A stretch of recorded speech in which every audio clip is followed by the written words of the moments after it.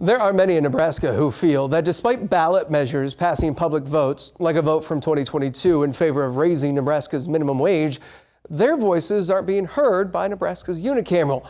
That's why they've launched a ballot initiative to, quote, respect Nebraska voters. Chronicle's Capitol Bureau Chief John Gridwalds is back to explain their goals in this year's ballot initiative.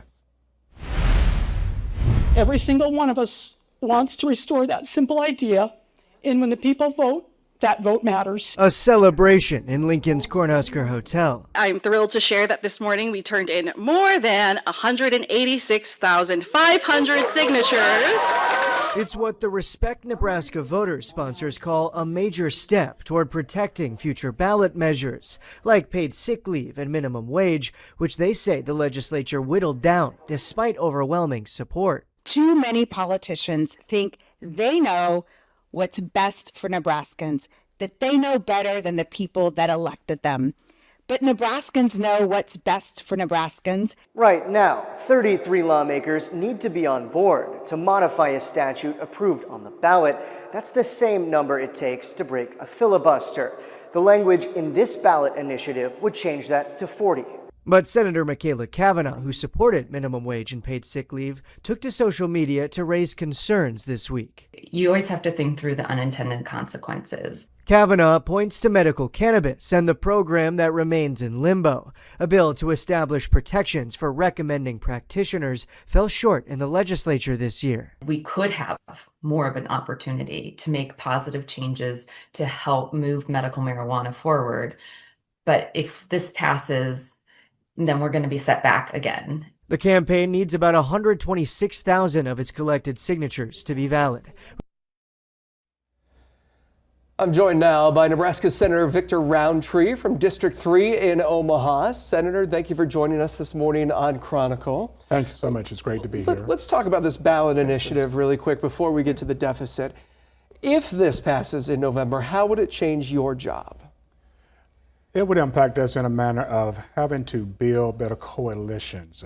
If the threshold is raised from 33 to 40, it could impact good legislation and bad legislation. I understand that people want their voices to be heard, and we want to honor that.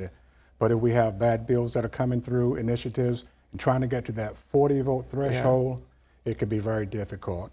Something you'll be keeping a close eye on in November, I imagine. Yes, absolutely. Okay, so the budget deficit. We just heard from Senator Von Gillern. How do you think we've gotten to this place? We've had a great surplus, and so I would say that we have gotten to this place by maybe spending more than what we've had, decisions that have not been good for our budget, and decreased revenues that are coming in. So we talked a lot about economic development, bringing more people in, increasing the tax base so we can increase funds available for Nebraskans. You said some poor decisions. Decisions like what?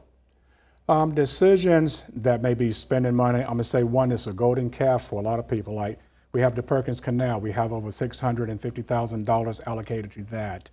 It's going to be a long time before we get that particular product in place. We could use part of that money now and help to alleviate the budget that we have, deficit that we do have. We're talking about a deficit in the hundreds of millions of dollars. Yes, we are. How do you think senators should start to tackle that? First, we got to really look at the spending. And I know that what we've done thus far, a lot that has come to us, has been cutting funding away from our members that have great developmental disability needs, our disabled community. So we're bearing the brunt on the back of those who can very least afford it. We're dealing with reductions in our SNAP benefits. And so food and health is one of the basic needs of our community. And that's one I don't think we need to be cutting. We should look at other opportunities. Where are some opportunities to cut spending? Where are some opportunities to cut spending? As I mentioned the Perkins Canal for one of those, and we'd have to look at anything else that comes up. Okay. Outside of the state budget deficit, are you working on any bills that you'll be proposing next year? I am working with some stakeholders. We're looking at certain things that we could do to help to improve our property taxes. You know, that's one of the greatest things that we hear from all of our constituents is the property tax relief, and I know that's one that's been spoken a lot about with the governor. One of the things we do, if the medical cannabis was approved and gone through, you'd have taxation that would come in through that. And so that was something that the people approved as we're talking about this ballot initiative. But let it come into its fullness, let it be used for what it was intended to, the people voted for, and began to bring taxation in on that. It sounds like Republican, Democrat, nonpartisan, everybody wants or needs property tax relief, especially with rising home values right now. A lot of people are getting postcards that they don't like this spring and this summer. Outside of medical cannabis, where do you think people can find that relief? We'd have to look at other spending. I have to go back and look at the budget, and I could tell you that, but right off the top, I wouldn't be able to tell you anything right now. What do you think one of your biggest priorities will be this year?